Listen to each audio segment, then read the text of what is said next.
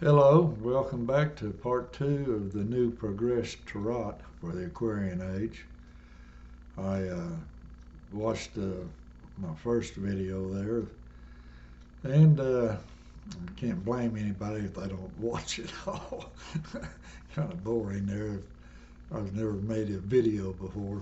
Kind of rough talking to a camera when you need to be talking to another person. But anyway, we'll continue on here. I don't want to leave you just halfway through it, so we'll start in here where we left off, which was the Citadel. And when I watched that first part, I realized that I had left out some important information, or what I think is important, about letters and their meanings. And like in the Virgin card represents the letter O, and anytime you see a circle around something, that means it's contained. If you was doing a regular reading, fortune telling type deal, and the card come up in a specific way, it could mean like incarceration or restriction of movement or that kind of thing, the letter O. And then the victorious one on that curtain in the background, if you could look at that card, you'll see that it's letter C, which is that O, opening up, so that you can receive either in or out. You can put forth something or bring in something. And then that in turn makes the letter G, which is the letter of the Wayshower card. It's very plain there in the waterfall, letter G. But that's what the letter G represents. So I'll try to remember some of this stuff in this second part here when it comes up. But after we go through here, I may try to make another video doing kind of a reading, and might become more apparent to you the story that it tells in the way that the cards were given. And if you can understand that story, then it's a lot easier to understand what it's telling you when you're reading cards for someone else or yourself or whatever. So anyway, we'll get after it and see what happens here in part 2. We left off at the Citadel card, and another thing I didn't mention is that the sword, when the sword's up, that's action. It's ready to strike or whatever. It's defense, and it just represents being on guard, as they say in the fencing. And when the sword is the point down, it's at rest, which means contemplation or judgment or whatever, which you'll see later in the donor card. So anyway, we'll go to the next card from the Citadel, which represents completed man, number 10 in the way they were given. And 10 represents completed man. And when you get completed there, you start wondering what to do. And you become the seeker. And the seeker is blindfolded, so he's not distracted by what you see a lot of times, because the eye can be deceived pretty easily. And you'll notice he's reaching out with his hands, feeling his way. If you ever blindfold yourself, you'll realize, you'll get real familiar with trying to feel your way along. And he's on this path here going through that water, which is, you can look at it as like maybe baptism, or just the simple fact that when you're born into this world, and that's the way you're supposed to come to this planet here, is be born into it through the waters, like when the mother's water breaks, you come through the water. Jesus mentions that too. You got to be born of the water and the Spirit. But anyway, he's seeking this fire at the mountaintop. That's what he's doing here. He may have communed with this woman here, and she's on a different path headed towards the city. Got an open book there, some flowers. Looks like she's got some jewels or gold or riches or something, material things. And she's headed towards the city, but he's not headed that way. He's looking for self-enlightenment, if you want to call it that, at this mountaintop. Now, there's a false light. Before you get to the top of the mountain, you can run into a false light and think you're there, but you're not. So you just, like I said, he's blindfolded. You got to feel your way along there. And when you are the seeker, whenever you're looking for something, you're the seeker. But when you are the seeker and you blindfold yourself, or just in practice, if you blindfold yourself at home, let's say, you just want to try it out, see what it's like to be blind. The first thing you'll run into when you blindfold yourself like that is the actor. And the actor is the mind. That's your real mind. Not the thinker, where you think you're thinking, but the actor is the mind that is actually figuring things out, performing acts. That's what he does. The mind performs acts.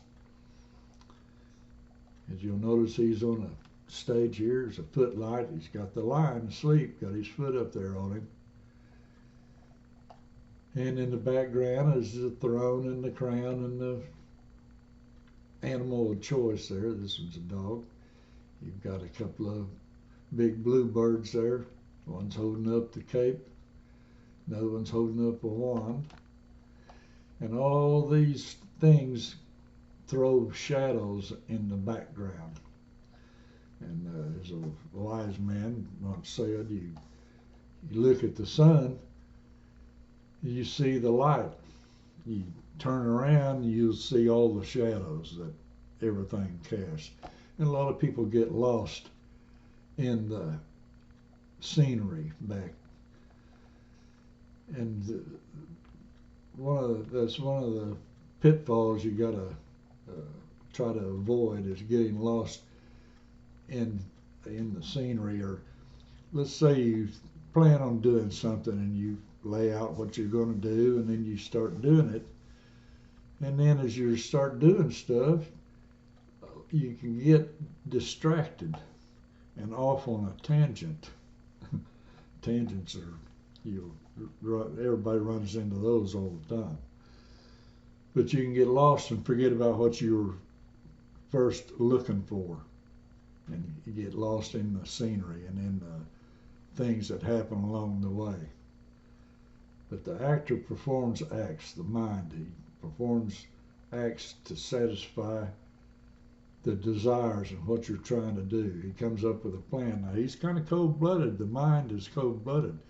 You think, oh, well, this would work if I just did that. And then what happens is you think, well, that's a little cold-blooded. Maybe I better try to soften that up and not be quite as unfeeling in trying to get my deals, which brings us to this next card, the feeler, which is desire. And that's what drives all of us, is our feelings, our desire, whatever those desires might be. Feeler is the prime mover. When it's moving, it can't be moved. But at rest, it's what causes us to want to do something to satisfy desires, no matter what it is, even if it's just eating. The mind says, well, I'll fix me this or that, and to satisfy the desire of my stomach. But a lot of times in life, what people are looking for is fulfillment, a sense of worth in their life, doing things that's something they feel.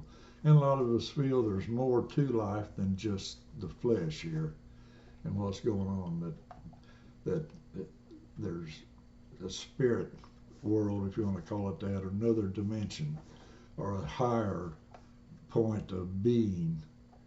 And there is. And that's the feeler, desire. And it pulls us that way.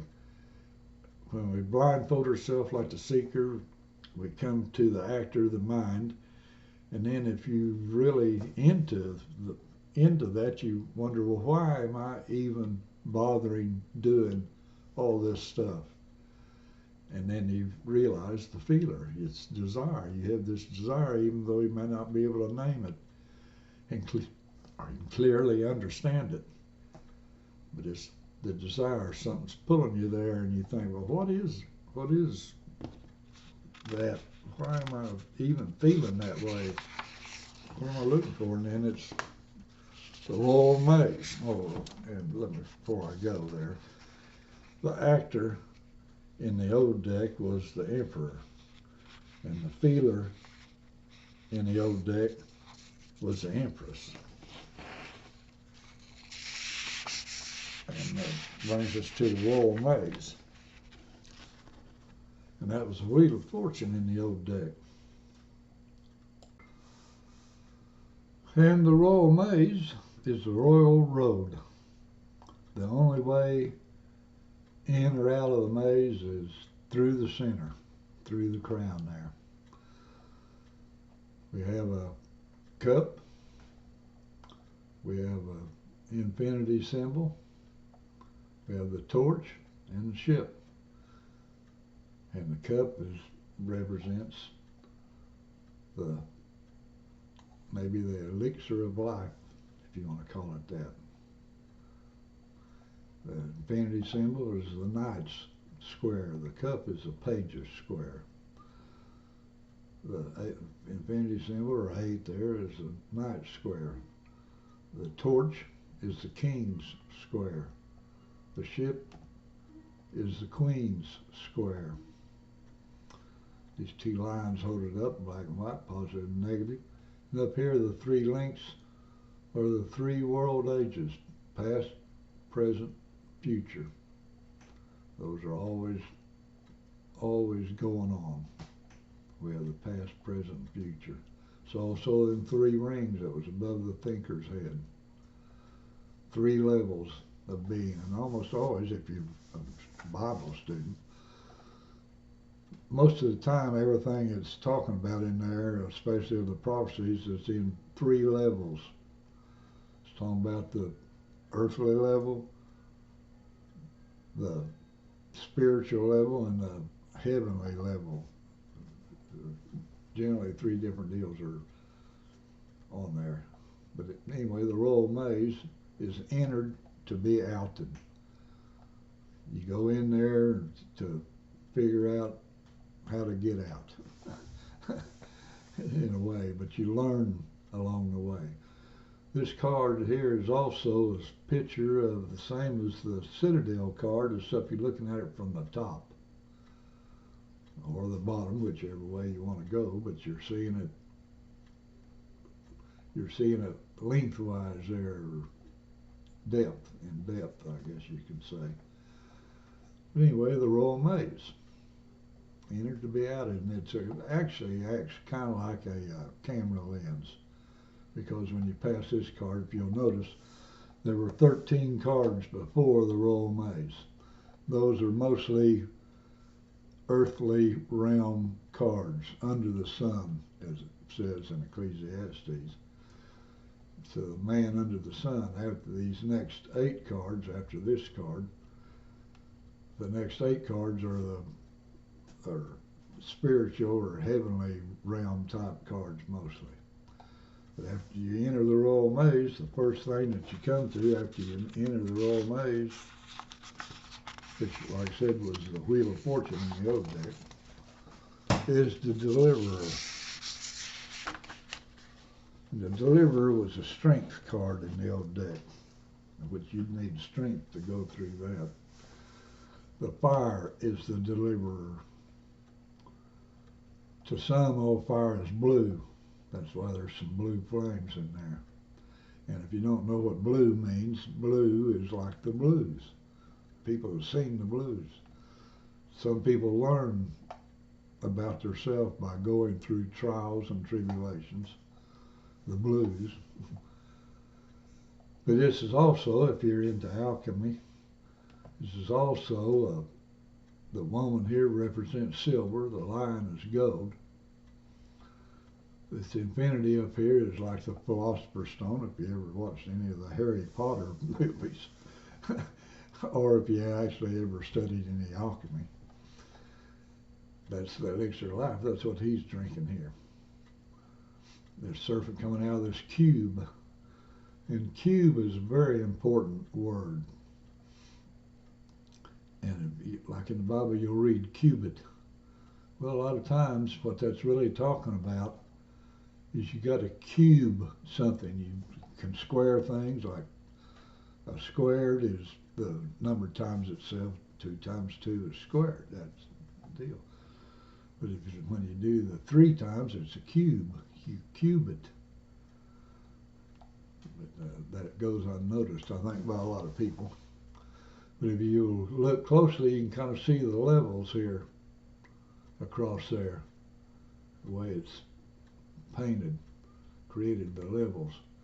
So when you're trying to make gold or silver out of base metals, you have to keep rarefying it. You keep processing it over and over again, and each time you do, it gets closer to the purity up here. Now, just looking at it as a strength going through the deliverer, the fire is the deliverer. That's what the seeker was looking for at the top of that mountain, was this fire, the deliverer. Just like when Moses went up to talk with God and get the 10 Commandments, there was that bush up there was on fire, but it never was burned up. But it's the fire is the deliverer. And you have to have strength to persevere through that.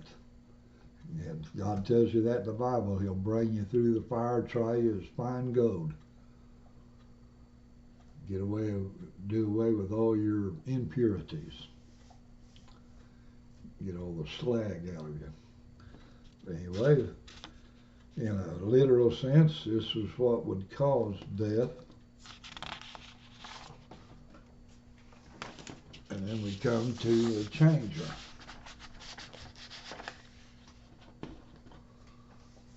And the changer was the magician in the old deck. And here's the elements: earth, air, fire, water. He's got this eagle up here that was flying above the victorious one. He's got him hooded. You have to be careful because he's still a wild eagle, or falcon if you want to. People are familiar with falconry. He's drawn them 3 drops of blood there with his claws, so he can be deadly. But the changer is the only constant in the universe is change. Everything changes all the time. We don't really go around in circles. We go around in spirals. In a circle, you just do the same thing over and over again. But if you've ever noticed, let's say you do something, you think, well, I won't get fooled by that again. And some time goes by and you end up getting fooled by that same thing again, except it was dressed a little differently. And you didn't recognize it right offhand until you got into it and thought, oh, this is that same stuff, it's just a little bit different. It's a spiral. You come along just like the sun moves around the galaxy and the planets move around it. They never really exactly repeat whatever happened in the round before. So change is constant, and that's the only constant in the world. Everything else changes. But like I said, he was a magician in the old deck. And there's a lot to be learned about the changer, but you have to learn that yourself. Nobody can really state his significance. But in our reading we're doing right now, going through here, he's what intervenes between the deliverer, what would cause death, and death itself. Oh, and one more thing about the changes. If you turn him upside down, he looks more like that foot in the victorious one with the wings on it. And like a friend of mine said, he calls that breaking book when you move them around and look at them. Doesn't hurt. Changes your perspective, and that's always something good. And that's what's good about having someone else to talk to when you're doing these or anything else, really. Because two heads are better than one, and three is even better than that. Because you learn from talking with other people, even if you're the one giving the lesson or advice or whatever it happens to be. You learn also. It ain't just the person asking you the questions that's learning. You learn about that too. You even learn new things about something you thought you knew well already. So anyway, the renewer, and that was death in the old deck. But the renewer reveals. He's inside that crown, but you'll notice this crown is outside of the garden there. In the garden, there's that water of life shooting up. There's the tree. There's the tree of knowledge of good and evil. There's the tree of life. They're both there. They both serve a purpose. We wouldn't be where we're at now if it wasn't for the tree of knowledge of good and evil. So that's part of the stuff to do with it. Here's a well back here with a cup on it. And anybody that's into any old history, the Vlad, that the legend of Dracula come from, was a ruler in a Eastern European country, Transylvania, I think. But on the road through that country that the stages went on, people traveled on, there was a rest spot there in a well, and that well had a golden chalice to drink out of when he was there. And because of Vlad the Impaler, that's what they called him, because he killed a lot of people, no one ever stole that chalice. They didn't want to get caught by him and impaled. But just a little added tidbit there. But that's that same chalice cup that's through here. I think there's 5 of them altogether. Here's these 7 rays, and the 7-pointed star means spiritual completeness. That's what the number 7 represents too. And like I said, for anybody into alchemy, you'll notice there's a formula right here, back here. And I'll leave it to y'all to figure out the formula. But if you were going to do alchemy, it's another hint of what to do. And you'll notice he's holding a scepter behind his back. And if you read your Bible, like I said, you can't really understand the cards, even the old ones, without a Bible, because it's full of information about them. And in the book of Esther, she's married to the king. She's a Jewish person, or I shouldn't say Jewish, she was actually an Israeli, but a Jew is of the tribe of Judah, but there are 12 tribes. But anyway, she was married to the king. She was a good woman. And the king she was married to, back in those days, he had a garden and stuff, but if you showed up unsummoned, if he didn't summon you, if you just showed up on your own, it was a death penalty, unless he reached out with the scepter and welcomed you. But if he didn't reach out with the scepter, it was automatic death penalty. They'd come grab you and pull you out of there and kill you. But if he reached out with the scepter, it was life. He spared your life.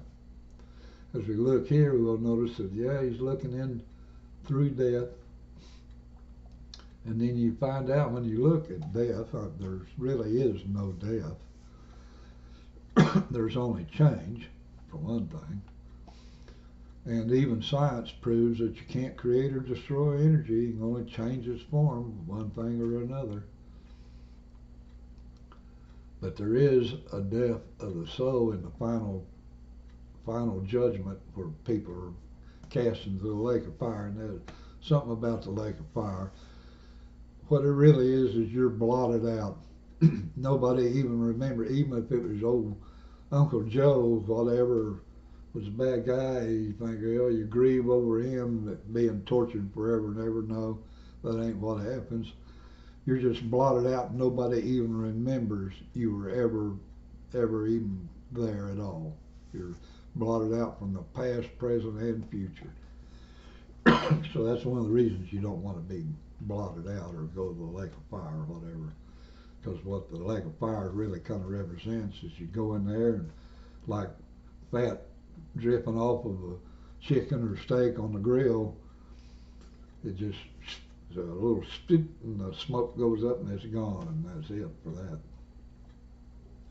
But anyway, the renewer, and the renewer reveals. And there's a lot of other stuff, but like I said, we'll maybe discuss that or leave some stuff for you to find out on your own, because that's the best way to learn is yourself. Read it for yourself. Don't take somebody else's word for the Bible or anything else. Find out for yourself. Now, there's some people, if you trust them, you know that know them real well, you can take their word for it a lot of times, but still it doesn't hurt to. And a lot of people, they don't believe anything somebody else tells them until they experience it for themselves, and then it's like telling a little kid, don't touch that stove, it's hot. Well, they don't even know what hot means until they touch the stove and it burns their finger, and then they know, yeah, hot, that's hot. So they had to do it themselves, and then they figured it out. But the renewer reveals the reactor, and the reactor is not the actor. And the actor's the mind, but it's the reactor. It's like the way you feel sometimes when something happens and you react to it.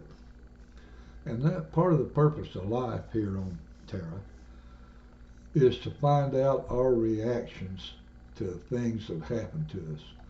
And it's always up to us how we react. Some people can get real mad, vengeful, sink into evil. Other people laugh it off, learn from it, and if it wasn't something pleasant, then they try to stay away from anything that causes unpleasantness. But a lot of times we react in a good way to good things, so that's what we are. And Jesus tells you, and this is back to the Bible, that as such you become as a little child, you cannot enter the kingdom of heaven. So you got these doors here, there's 7 of them. 3 on this side, the white ones, 3 on that, 4 on that, or 3 black ones on that side, and 4 white ones, and 4 black ones, and 3 white ones on here. But they open up there, and it goes in and out at will. And that's the way. Have you ever noticed that a lot of times when you do something successfully, it was just so easy. It was really easy, and then sometimes you try to do that again, and you start thinking about it, and then you can't do it again because you're overthinking it. You have to keep it simple. And that's the reactor. The reactor is not the actor, and a lot of other things there too. He's got the keys, both of them there. And after we get to the reactor, when you react, see that you're reborn. It's that you be reborn. And you are reborn now, because most people that are God's children, and we all are, none of us ever really grow up. We're all still children. That's part of the problem of the world now, is there's children that are not good people, that are in charge. And then there's the donor. And the donor is what is earned is given. It's done. When you're reborn there, you get there to the donor. And there's that sword resting on that apple, which the cornerstone is the head on there. And the Virgo too kind of represents. But it's also our being, truth. This is truth, and that forms a little letter V, but it also makes a pendulum, a plumb bob. When you hang a plumb bob, you can see what's straight up and down and adjust something, like you're adjusting a picture on a wall or the hands of the clock. You use a plumb bob and get them straight up and down. And here's the two pillars, Jacob and Boaz, the black and white. She's holding these pillars up, judgment, like in the balance. And in the old deck, that's what this was. It was justice. Let me double check that. I'm telling you people there. But, yeah, justice. But that's the donor. And it's hard to see in there, but she's got a little crown of stars there on her head. 7 of them, I believe. But that's the donor. What is earned is given. Balance. In the Star Wars fans, balance in the Force. And that doesn't mean trying to do away completely with the negative or the positive. You learn that it's without the negative and positive, you can't have flow. But you don't have to be evil. That doesn't mean that you got to have evil. Although, in a sense, without evil, you can't understand good. It's kind of a deal there. But a lot, like I said, some people can learn from other people's mistakes and not make their same mistakes. Some people can't. They have to make their own mistakes and learn that way. But a lot of times, some mistakes you make can kill you. So you have to be careful. But the donor, what is earned is given, is the speaker. And the speaker speaks out needful sayings.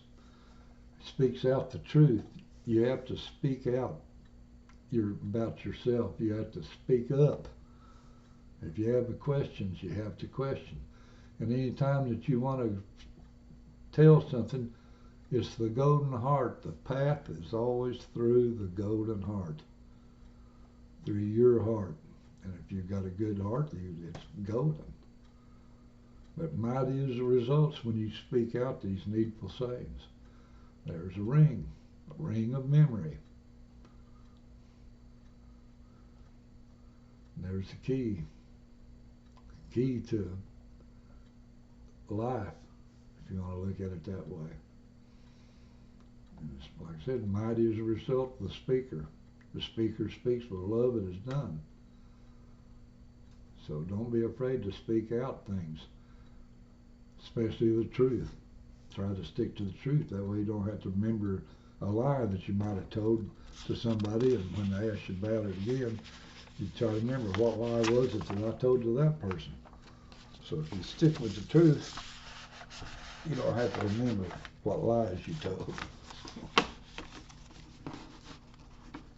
And when you do that, you're the reverser. And the reverser kind of speaks for itself there. Correctly channels flow is its meaning. Stay not the flow, stop the leakage. So the reverser correctly channels the flow. It's out here, and it's an amorphous being. There's both male and female, which is what Adam started out as. And on Adam and Eve, Adam was a amorphous being, created, man and woman, and because he was lonely, tells you that in the Bible if you read it, a helpmate, God put him to sleep, took his woman DNA out of him. It says a rib, but what is the actual word in there in the Hebrew is curve, and that's the helix curve. If you read the very first part of Genesis, you'll see that they're talking about some of them things of all the trees and stuff before they were in the earth. They're talking about genetic creation things genetically, and that was what they did. He created, and Adam tells you that in there. He says, "You've taken bone out of my bone, flesh of my flesh." Here, it's me there, but you reversed it. And if you actually look at a woman and a man's reproductive organs, they're turned inside out. It's really quite interesting if you get into any kind of medical field or anything. We're the same, but we're opposite, which makes it nice for getting along together. But he's receiving the flow of intuition, and he's transmuting it into the fire of deliverance, of being there. And also that stance that he has is kind of forms a letter alpha in the Hebrew alphabet. There's only 22 letters in the Hebrew alphabet, and a few other alphabets. There are only 22 letters. It's a hawk flying up there in the noonday sun. That's why he doesn't cast a long shadow as we don't when noon arrives. But it's a reverser. And he's got the same little symbol as the hanging man has. So he's the reverse of the hanging man. The hanging man is awaiting redemption of his act, and he is correctly channeling the flow. The reverser is correctly channeling the flow in their self. When God created us, he created us to have dominion over this world. And when I say world, this universe. He put us in charge of it. Satan deceived us there in the garden, twisting the word of God around a little bit, making us think we were missing something, and we gave our power away to Satan. Or we thought we did anyway. We were fooled into thinking that we didn't have the power anymore, but we do. Have you ever wished for something and you didn't get it immediately, but maybe later on it did kind of come to you, but it wasn't like what you really originally wished for? And the reason for a lot of that is you wish for something, then you hem and haw around and muddy up your stream of traipsing around wondering why it ain't happening right then and stuff, and then you mutilate your wish, and by the time it comes to you, it doesn't look hardly anything like what you wanted. Matter of fact, you don't really want it after that because it's so mutilated. So when you do something, have patience. You got to have patience. Be like God there. He created us in his image. So have some patience and see what happens instead of just being turned off because it didn't immediately happen and you think it's not going to. Because a lot of times, if stuff we wish for, if it immediately happened, it'd probably kill us. We'd find out, oh, well, I didn't really want that. So you got to use a little common sense doing some of this stuff. And when you reverse and correctly channel the flow, brings you to the knower, which is the last card here in our presentation, 22, last one given. The knower. Do and know and then do knowingly. That's the whole purpose of life. Do whatever it is you're doing, and then you find out about it, and then if it something that is not good for you or good for other people, don't do that again. Do and know, and then do knowingly. And there's actually a lot of information in here. You got fire and water. They're coming together here and they're making steam. And this steam, this fire and water making steam is what creates life, actually. You can't have life without that. There's even an old movie about it made back in the early 70s. It's about growing mushrooms, actually, is what the movie's about. I forgot what the name of it. Oh, yeah, work is a 4-letter word. It had, I can't think of, Peter Cook, I think, was one of the guys in it, and I can't think of the other guy's name, but he went on to become a big movie star. But there's that egg that's sprouting there. And like I said, the knower represents the self. Do and know and then do knowingly. And the self must be known and loved and forgotten, because there's a higher purpose of being than just being yourself, just thinking about yourself all the time. You got to think about out of the box, of what they call it nowadays, about what more there is, other people in the world and God, other dimensions, travel and stuff. So anyway, that's the knower. It represents the self. Do and know and then do knowingly. So that's all 22 cards. And I may make another video. We'll try to maybe do a layout, and they may make more sense to you in the way that we need to try to arrange ourselves to be better people and understand ourselves, because these cards are actually more like a sextant. There's no James Gang song. The captain's in the chart room navigating by the stars. He can't know where we're going because he don't know where we are. So you have to find out where you're at first. You got to find out where you're at, and then you can see where you're wanting to go or chart your course. If you don't know where you're at, you cannot chart a course to where you want to go. So, like it says, do and know, and then do knowingly. And also another tidbit for people that are into astrophysics, I guess I should say it. Have you ever thought about where you're at in the universe? What is life? What is all this on?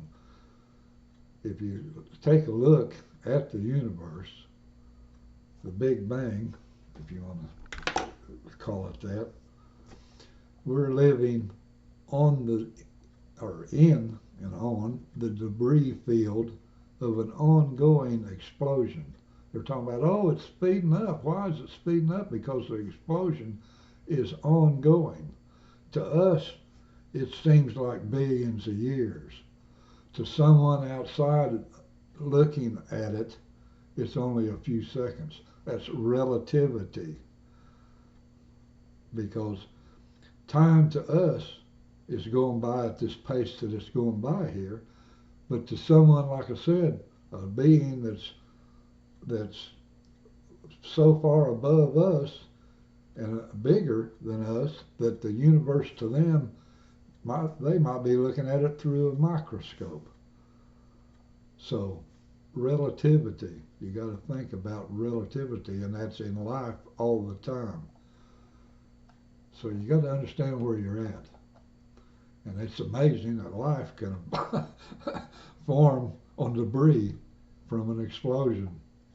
And they talk about, the web, the galaxies that are formed there or deal. They don't understand. Anybody can look at an explosion cloud. Even in the movies, it shows them. You can see the cloud boiling out as it's exploding, and you can see the pattern in it, which is what they see out in space.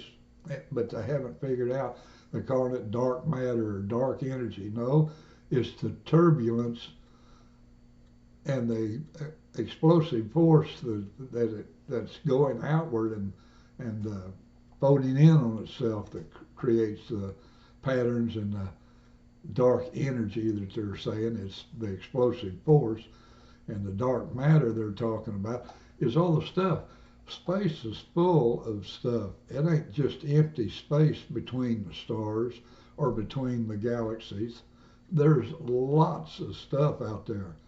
To someone outside looking at it, it'd probably look like a dark cloud that they couldn't see through.